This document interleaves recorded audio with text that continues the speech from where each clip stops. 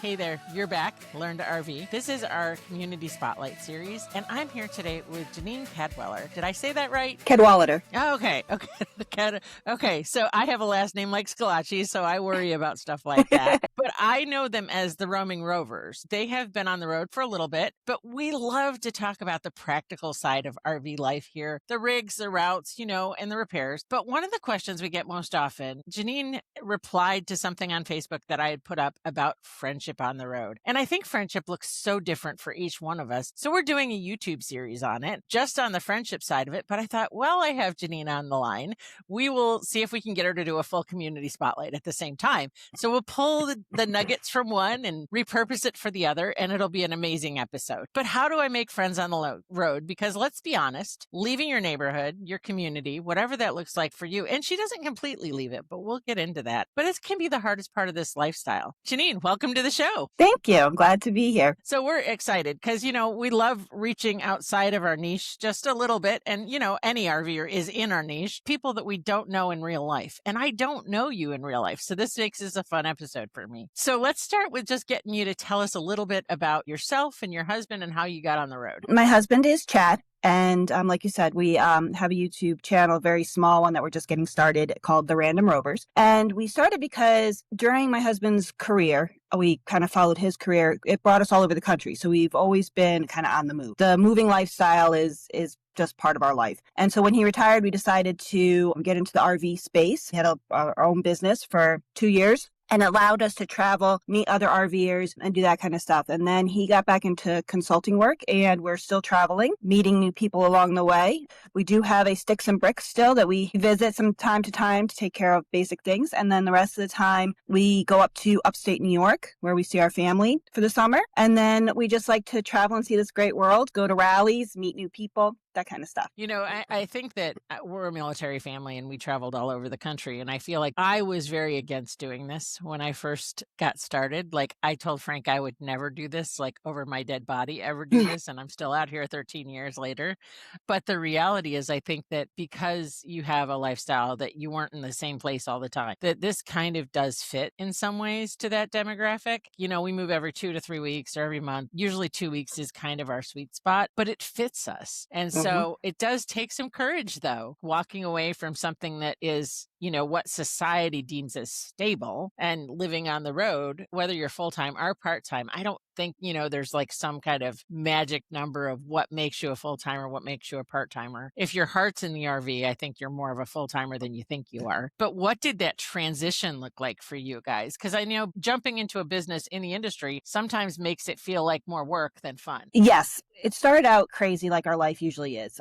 For us, we always say the only consistent thing in life is change. We got our RV when my husband was still working, and I was still working our primary jobs and our first careers, we call it. And we thought we'd be able to do a shakedown trip. Unfortunately, that did not happen. And so he retired and we had to sell the house, put stuff in storage, get the RV ready, and hit the road to go get trained for our new careers, having our own business. So we literally went from Virginia to Hot Springs, Arkansas. That was our shakedown trip. That luckily everything went well with the rig, other than the fact of, since it was a new rig to me, I managed to have to get used to sleeping in a new location. And with the way our camper is designed, they trim out the little cubby boxes next to the bed. So I rolled into it and actually smacked my face and got a big shiner. Here we are at a training thing with other people, and everyone's, secretly wondering why I have a big shiner on my face. So that was a conversation starter. A way to make some friends. And then from that, we had a hop. We were just go.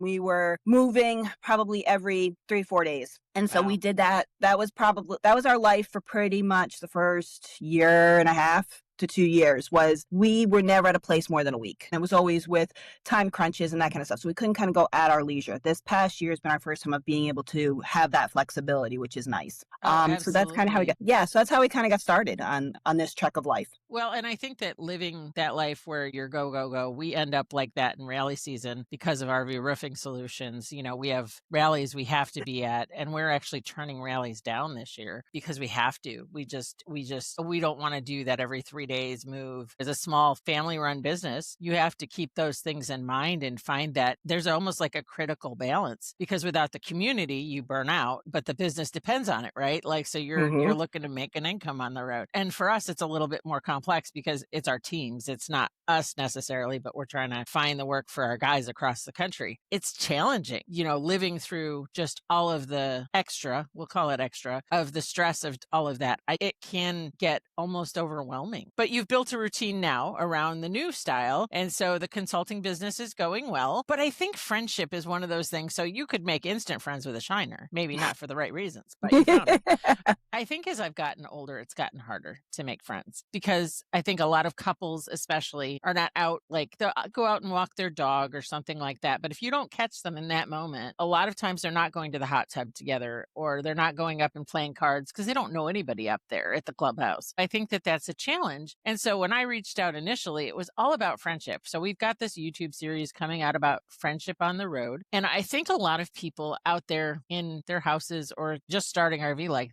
think, I'm going to park next to someone, they're going to be my new instant best friend, because that's what Instagram tells me. What really happens like on the road with you guys? How do you find friends? So my husband is usually the one that starts most of the friendships. He's more extroverted than I am. He'll see somebody out doing something and he'll just strike up a conversation. Where are you from? How's it going? If he sees somebody struggling with something, he'll say, hey, can I lend a hand? And we've also had that when we've been setting up or something or working on something, and people will come up and say, can you help me with this? Or can you show me how to do that? So that gives you a lot of opportunities to start those friendships. Other times it's just, like you said, you're out walking, getting some distance in and you see people. Or I think it's important to not just stay held up in your rig. If you can, if the weather lets you, sit outside, be outside. That just opens you up to those opportunities. Even when you go do your laundry, just have a smile on your face and just kind of look more open, and like that you're not just so focused on what you're doing that you seem closed off. And then just basic niceties. You see somebody trying to get into a door, you open the door for them. You do that, and that can just kind of opens those situations so that you can then try to carry on a conversation. Absolutely. I think I used to call it laundry room ministry, because I think laundry rooms are a great way to meet people. So put your phone down, and actually interact with people. Find a magazine or something so that you don't look so busy, you're not engageable. I think it was so much easier when my kids were little. My youngest is now 14. When we hit the road, they were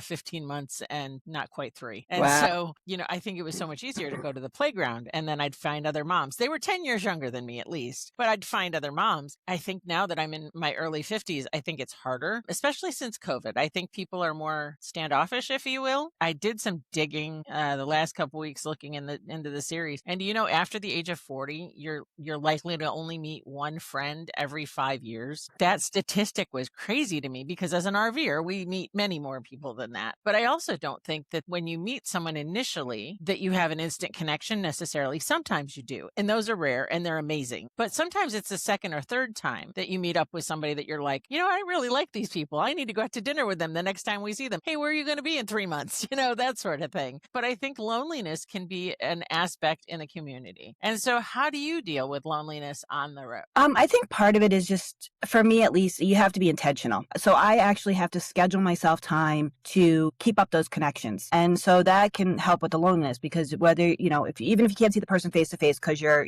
hundreds of miles apart, you can send them a message through Facebook Messenger, through texting. You can pick up the phone and call them if you kind of know their schedule. And so I think that's just the big thing, is to be intentional. I have 2 friends that we meet via Zoom link, and once a month or once every other month, and try to talk and just connect and share what's going on in our lives on a more personal level than just texting and messaging and reading about each other's life on Facebook. I think that's the other part of it, is that I know for me, one of my goals this year is to be more intentional about when I meet people and I feel like there might be a connection, to actually take that next step of saying, do you have a Facebook account or Instagram or something where we can connect that way? Or, do you mind sharing your email or your phone number or something, just because I'd love to keep finding out where you're headed or what's going on in your life. So we have a couple text chats with some friend groups, and sometimes they sit for months at a time, but we'll pick up group chat and like, hey, where's everybody at this week? And so it's random and it's wild. It's almost like no days go by when that happens. But the other side of it is, those Facebook friendships, you can see people like getting together, like that Instagram reel style, right? And so and then, if you can't be there, sometimes it can make you feel lonely. Do you ever experience that? Sometimes. Like that FOMO, like Yeah. fear of missing out?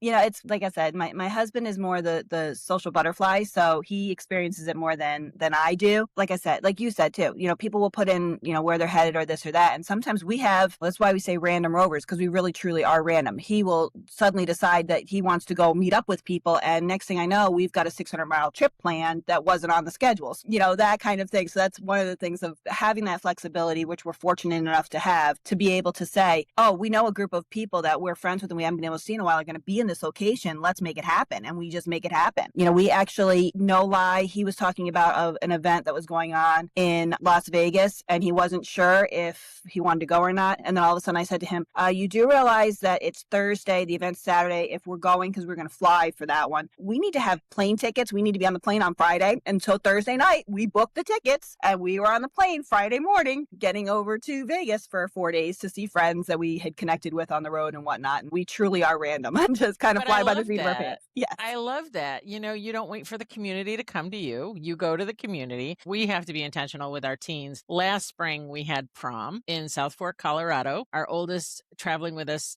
is 19. So she was 18 last year when we went, 15 and 13. So they were all old enough to go to a homeschool prom. And we got there, and a couple days later, we're booked for the month with these friends. And this was what I call a drop dead date on our calendar. And those drop dead dates become like we book everything else around it. So we did no rallies during that event. It was a rally. We weren't there to work. We were there to play. And so we were there, and we just kind of took the blinders off, and we still ran the business from wherever we were. We just didn't commit to any rallies while we were up there. Planting those seeds and not having community come to you, you make decisions that you're going to go to that community, is 100% critical. Now, when we first talked on the phone, you said you're more of an introvert. You probably have some hobbies and some things that you do to keep very busy, and you're perfectly content doing those things. But what does it look like for you? I mean, my husband's married to an extrovert. And so I need those people. So how do you manage that on the road? Does he drag you to things, or does he let you opt out? Pretty much drag me to things at times, but it's not like a hard drag. I mean,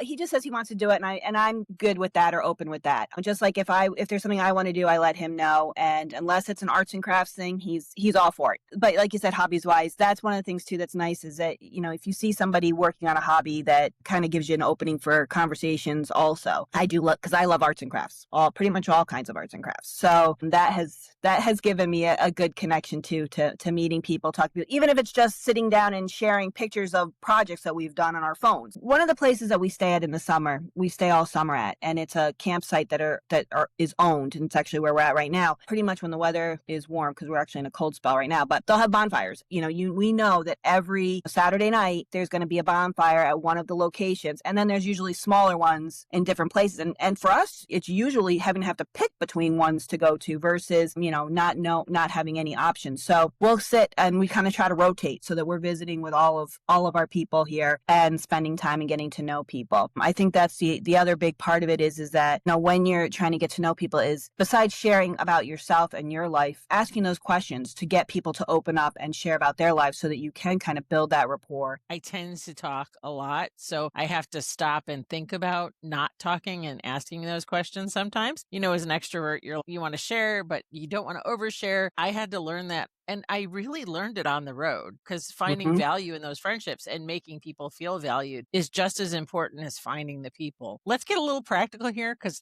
some of our listeners out there may not have made some connections yet. What are your top strategies? And I know we've talked about a few of them for finding your people on the road. What would you say that looks like for you personally, if your husband was not part of that equation?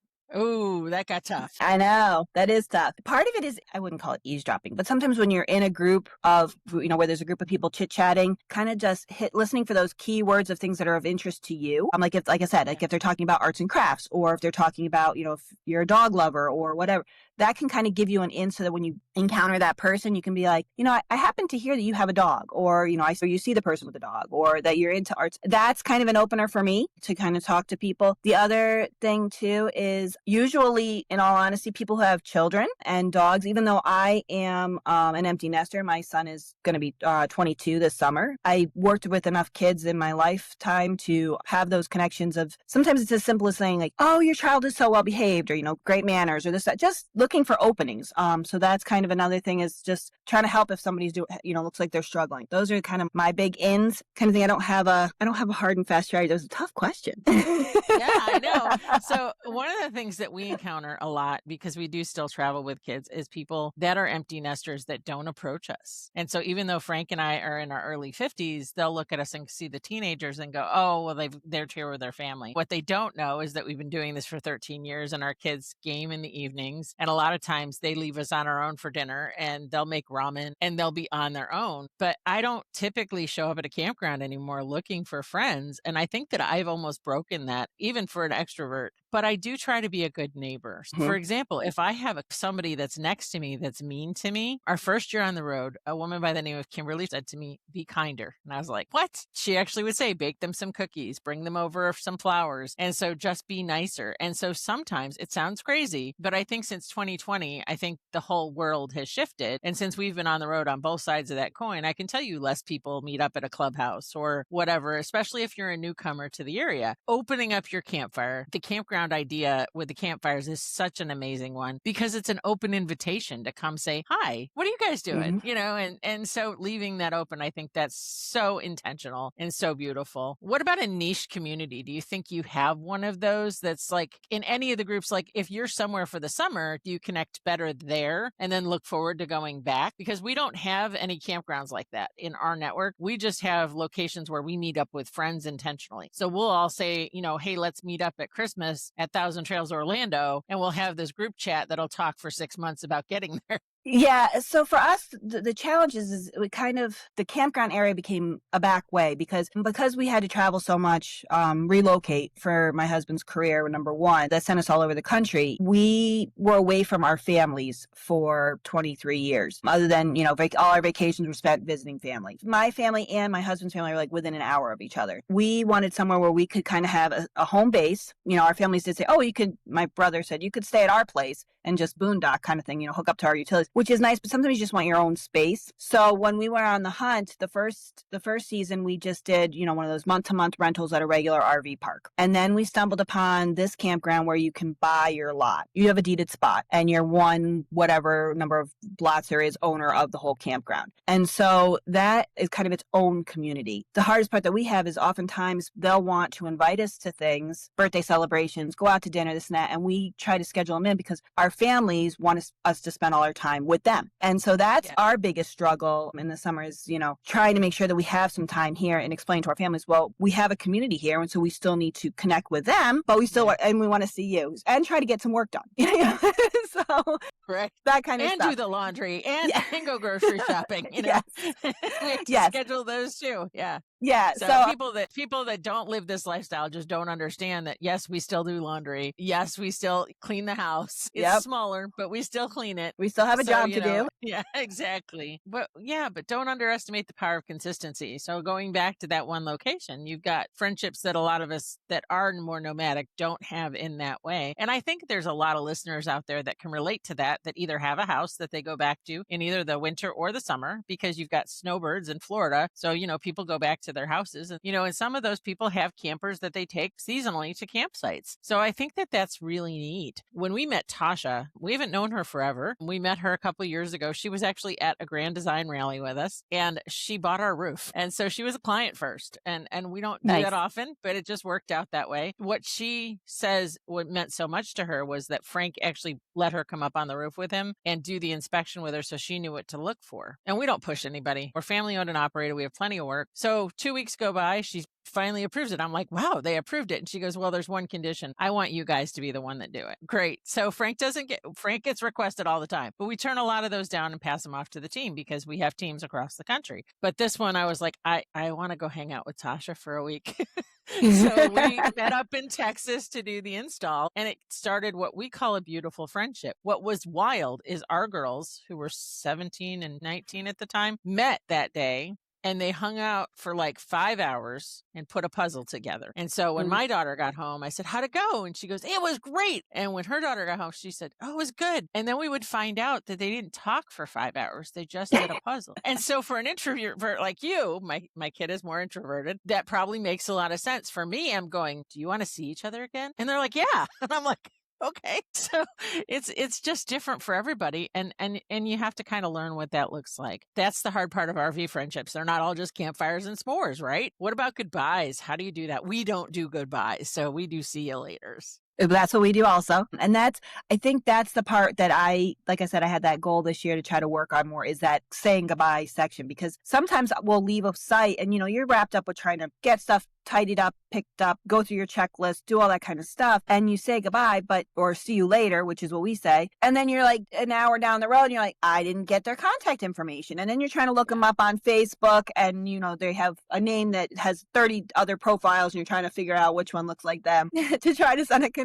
And you're like, darn it. So that's one of the big things is I think that besides the see you later and making sure you carve out that time to say the see you laters and not just get so wrapped up in having to hit the road by a certain time that you walk off and say nothing, is to get that contact information. And so for me, especially trying to make sure I get that contact information before the last day, because then you're not trying to keep that on your plate too. Yeah. So I think that's the biggest thing. Sometimes, one of our friendships that we made, we actually were both headed in the same direction. And we said, okay, well, we hadn't made our campground stay yet. We said, well, where are you staying? And they said, well, we're going to this RV park. We're like, okay, well, we'll see you there. And so we right then and there made a reservation and we went and spent a few more days with them. So when you can do that, that's nice too. Let's circle back for just a second on your being an introvert statement, because I think that's a lot of people on the road. I love to share this story. So our first year on the road, we went to something called a road schooling rally with full-time families. And that was when I met one of my best friends on the road. Her name is Stephanie. So I get to her door and I'm an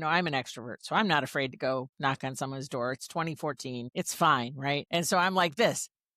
And her daughter, who's 7, shows up at the door and she says, you may not knock on my door. I'm like, I'm being scolded by a 7-year-old. Wow. I'm just saying. And she's like, you have to text my mom or call her or give her some idea because my mom doesn't do people without notice. And I was like, oh, that's such a beautiful sentiment. So I learned very early on that I had to change my personal dynamic with introverts. And I was fortunate enough to be trained by my friend Stephanie and her husband, Jason. Jason is a super extrovert, just like me. Sometimes it would be Jason and I sitting out at a campfire and our spouses would be inside and the kids would be running around us. And that was okay. What would you tell someone that's an introvert that maybe is nervous about stepping in that gap? What kind of advice would you give?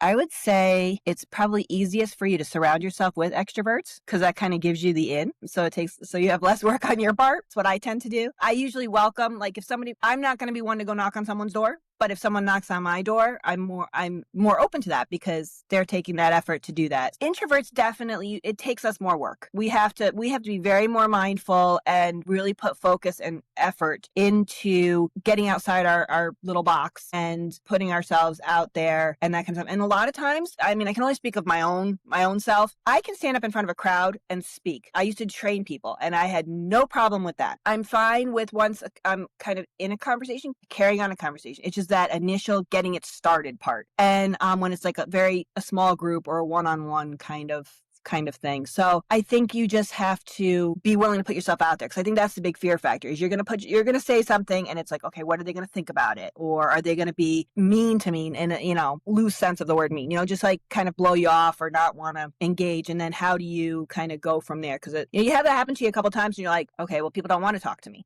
for whatever reason, people don't want to talk to me. So I think, we're also kind of our own worst enemy in that situation. Yes. I think, even as an extrovert. So I tend to be the person that says something that I shouldn't have said that comes out wrong, that everybody laughs. And I'm like, what did I just say? And so there's moments in my life where everybody's laughing at me because I said something that either has some kind of connotation to it that I didn't mean that way at all, but it just came out that way. And so sometimes I end up in that position as an extrovert because I'm just trying to be relatable and it bites me in the butt. So I get that too. But, I think one of the things is, I think, 13 years on the road, there's not a lot of people out there like me anymore. I think the other side of it is you have to keep putting yourself back in the ring because other people are going to come off the road. And I don't know if you've dealt with a loss like that where friendships have faded as they've gotten off the road or just because life, and your circumstances change. I know there's friends that we've tried to meet up with on the road because we're still on the road as we're driving through somewhere that got off the road 2 or 3 years ago that it just doesn't connect because they're so busy now. And so I think that road life lends itself more to those connections in so many ways. It's just one of those different things. It's kind of a don't be a stranger mentality on the road, where I think once you go back to a house that you almost lose some of that, not because you mean to, just because life's busy. I mean, like when you're home, you're trying to balance everything. It's the same thing for a lot of people when they go back home. Let's talk about where folks can find you guys, because, we love sharing the smaller channels and kind of what that looks like for you guys. This year, do you have any rallies planned where people can meet you, or do you have any big events that you're going to? Well, we are going to the RVing in London rally, and cool. that's, I think, June 4th. And then we're going to the National Rally for Grand Design. So we'll see you we'll be at there. that. Oh, good. Yay. So those are the That's only two, awesome. those are the two rallies that we have on the books right now. We are looking to possibly go to some others. We have one rally that we really enjoy going to is outside of Washington, D.C., and that's Grand Design as well, because we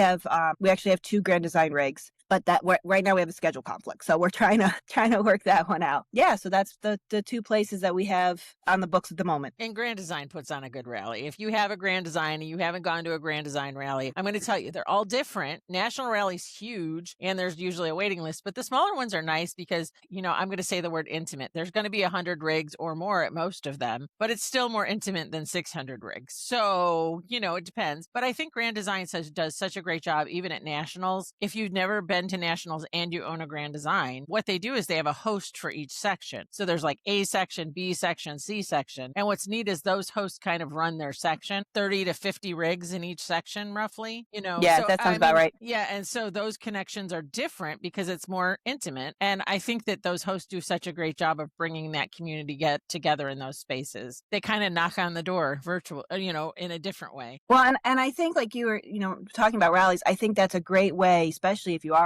kind of more introverted, is a great way to meet people, because, you have meals together where there's a table of 6 to 8 people. You sit down. For me, my natural tendency would be like, oh, let me sit at an empty table. But I've been pushing. Oh, my husband is definitely not that way. So we always sit at a table with other people, and we're always like, is anyone sitting here? No. And then that kind of helps, that opens it up, because now you're in a smaller setting and you can have that conversation, and then you continue to see them throughout the rally.